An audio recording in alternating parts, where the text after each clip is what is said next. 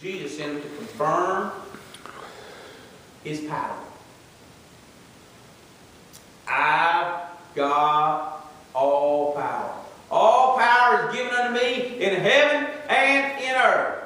I've got power.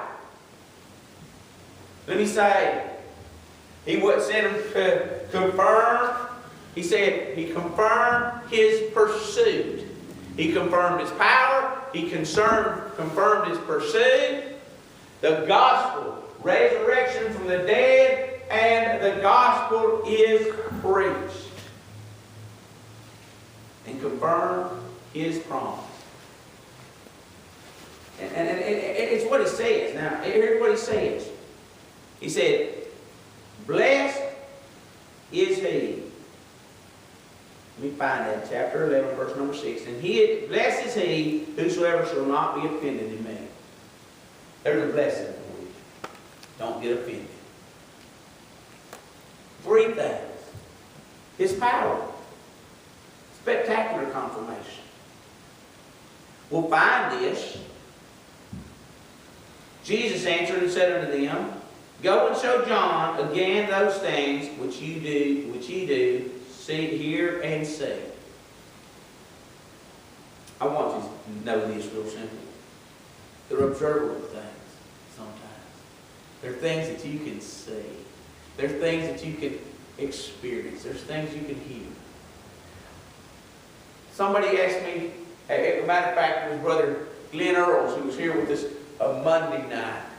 He sent me a text asking me, how did the revival end up? He said, I'm sorry, I had to work in Cincinnati the other day. I said, I couldn't make it. How did it end up? And I'm like, I can't text it enough. I want to talk to him, but it was when I got the text, it was kind of at a bad time for me to talk. So I'm like, I texted him. I said, it was tremendous. You would have loved it. And you can watch some of it on the Facebook Live things. And I said, man, it was. But how do you explain it? But it's observable. There's things I saw. It was Miss Carol who answered a Facebook post, and she said, I hadn't seen the Spirit move like he did the other night in 40 years since the night she got saved in her heart. She said, I said, praise God. I had a preacher say, listen, I've never seen that up north. He said, I seldom see it down south. But I've never seen something like that up north. He said, it doesn't happen. He said, and I'm like, it's so uncommon for things to happen like that. I said, oh my, I've seen it worked up. And I've seen some things like that on my, you're saying, what happened? It's observable. But sometimes things are invisible. But everything God does is eternal. And if God did a work, it's an eternal work. It's an eternal work.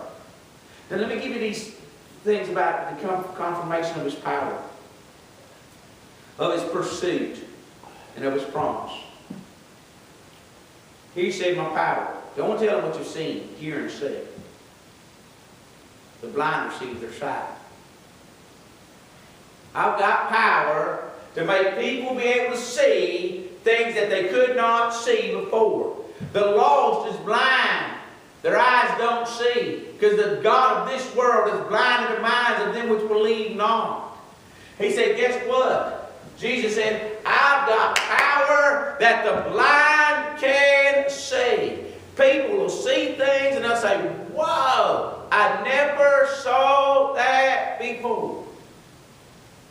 And I say, God can give you a spiritual sight to where you can see things from the Scriptures that were not seeable without Christ giving you sight. The blind can see. He says, observer. Let me not only see that, He said the lame walk. You couldn't walk a straight line. Oh, you couldn't walk the right way. You kept stumbling. You kept staggering. You couldn't get up and go. But Jesus Christ said, you know what? I can make it to where you can walk right. I can make it to where you can walk a straight line. And you can see. You don't have to have a seeing eye dog or a stick out in front of you. And you don't have to sit around and do nothing. I will make it where you can walk in the ways of righteousness. For my name's sake, I can make it to where you can walk. He said, don't tell John that. He said, you see it right here. You see that the blind can see and the lame can walk. Thank God, God makes some things that are observable. When I got born again, got saved, boy, guess what? I could see some things that were different. Oh, I could see differently than I saw before. I was blind, but now I see. Oh, Amazing Grace, that's the song he sings. And then I could walk like I never walked before. There's difference. He said it's observable. You know what? People ought to see something different about you. Because you'll start walking. You'll start seeing different.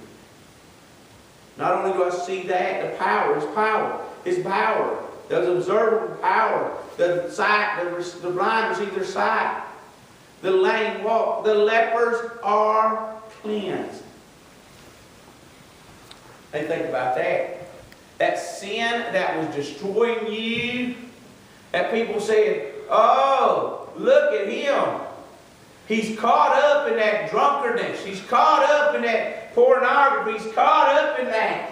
But he said, I'm sending you to Jesus because Jesus will refresh you. Jesus will reassure you that the message I've told you about Him is so. You say, tell you what, people will get out of that sin. They'll get cleansed from the sin that is eating away at their life if they just come unto Jesus. He can heal them.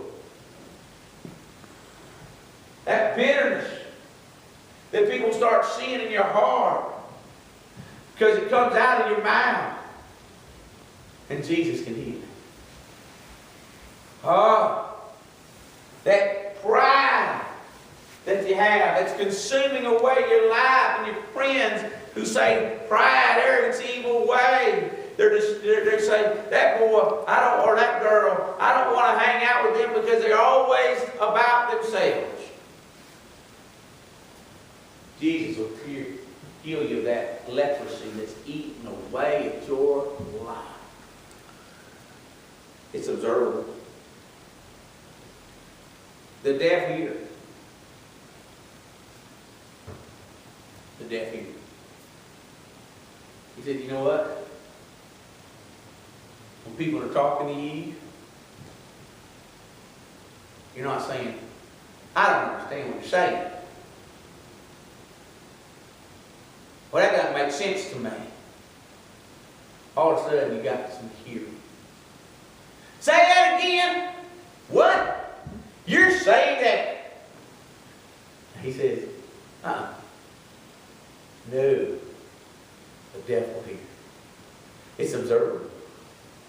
Johnny, hey, all I have to do is whisper. Guess what? You can hear now, can't you? Oh, I don't have to yell. I can't be behind your back and talking.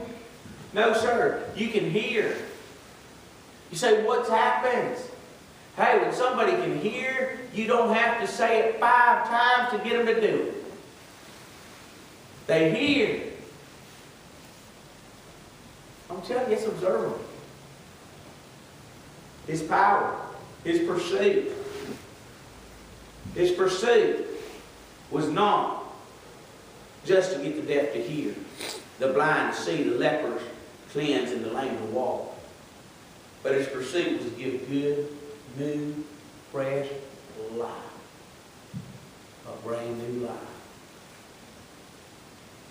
Raise the dead. That's His pursuit. That's not just His power. That's His pursuit. It's His power. But it's His pursuit. He didn't come. He said, came to call sinners to repentance. He came to raise us from deadness to giving life, renewed life. I was dead in trespasses and sins, but He quickened me, gave life to me. That's His whole pursuit. I came to seek and to save that which was lost. Dead in trespasses and sins. He said, I didn't just come to change the way they act, but I came to give them new life. It will change the way they act. That's observable. But I'll give them new life. That's invisible. You say, what are you talking about, invisible? Nobody notices the fact that you got a new life. They notice the actions that changed in your life. They didn't notice that Jesus Christ came in and born you again. They noticed the actions that came from that.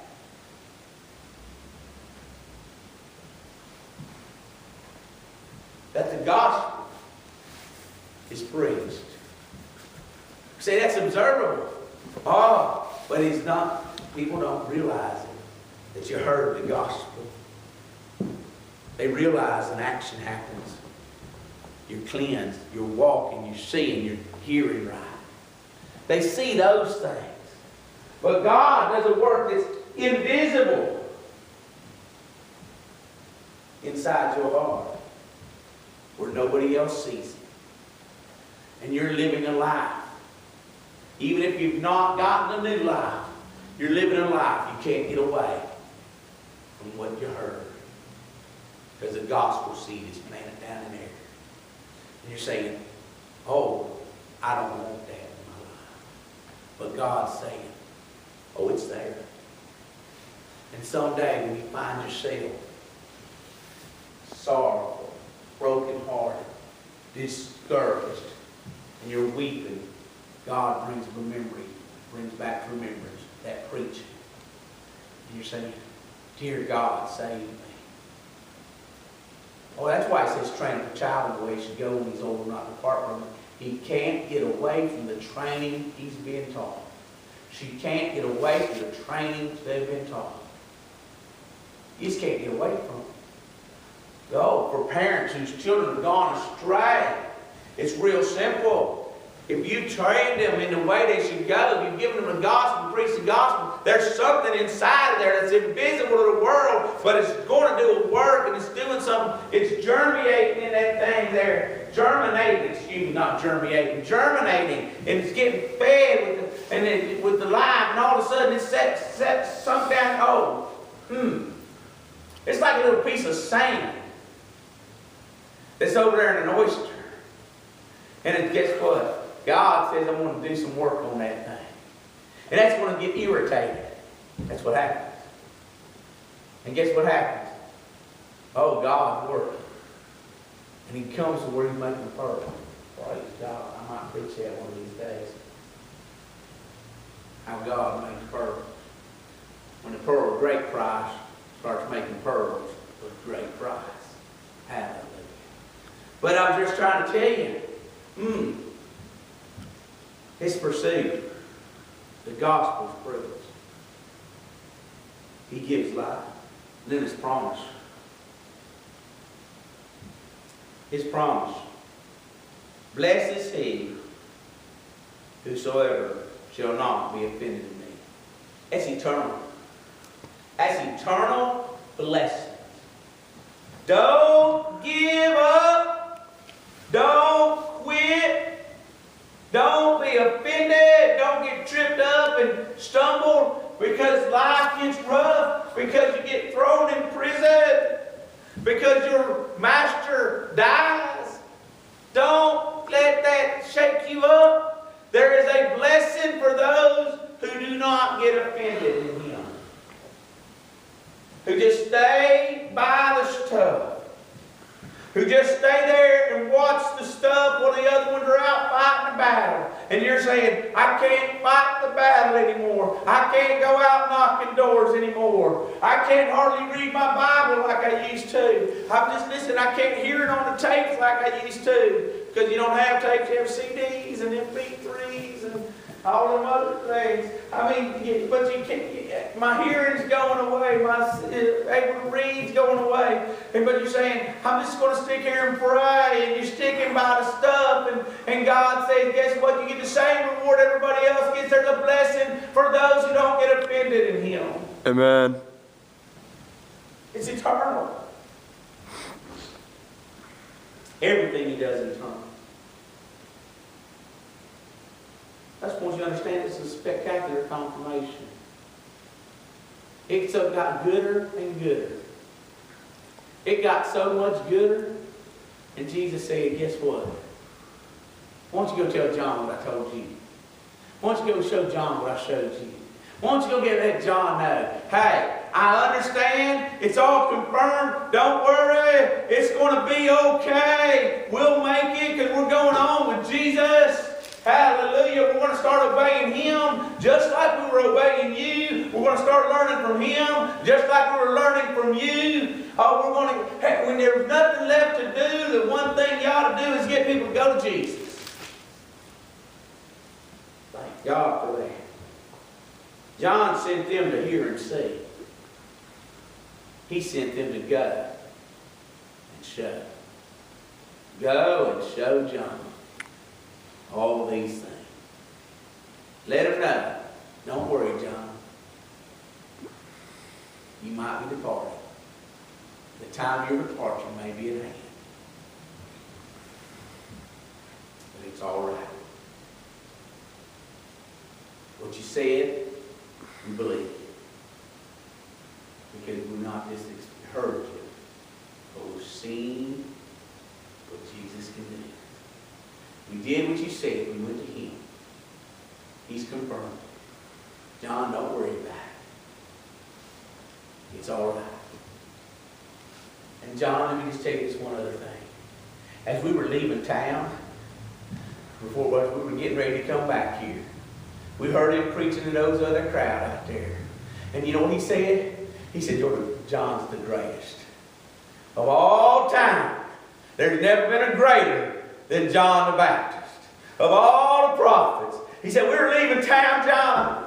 And you know what? He was saying, hey, John's the greatest that I've known. John's the greatest there's been. He said, I don't believe that. Well, I read on down from there. And after they were getting ready to leave to go, and he told them to go and show John these things, you know what he started doing? He started preaching. And he said, what'd you go out in the wilderness to see? One in soft raiment. He said, oh no. Oh, he said, you went out to go see here a voice crying in the wilderness. You went to go see the man of God, a prophet, yea, and more than a prophet. And he said, if men, more than woman, there's never been a greater than John the Baptist. He said, he's the greatest. He said, John, I want you to know this. As we were getting ready to leave town, we heard him tell him, he's not offended in me. He's stuck by the stuff. That's all he can do. Is be faithful. You know what? Don't be offended. John, don't be offended. Disciples, don't be offended. Why? Because there's an eternal lesson if you don't be offended. The world will know. Maybe not on this side of eternity, but in eternity, the world will know that in the ages to come, He might show forth the exceeding riches of His grace, then His kindness toward others.